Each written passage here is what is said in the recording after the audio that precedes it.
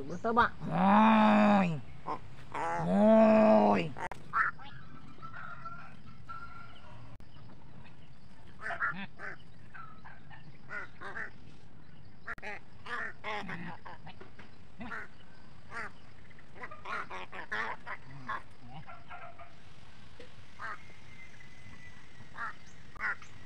So what's up guys, no? So ito yun si Muy Muy guys, oh.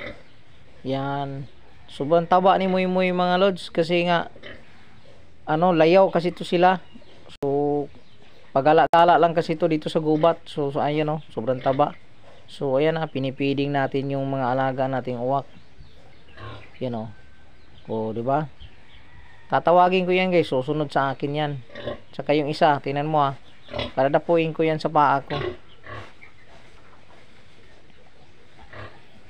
So ganyan lang mag-train ng ibon mga lods. Kausapin mo lang yan, maintindihan kan yan. So ayan na si Muy Muy, oh. Ayan, oh.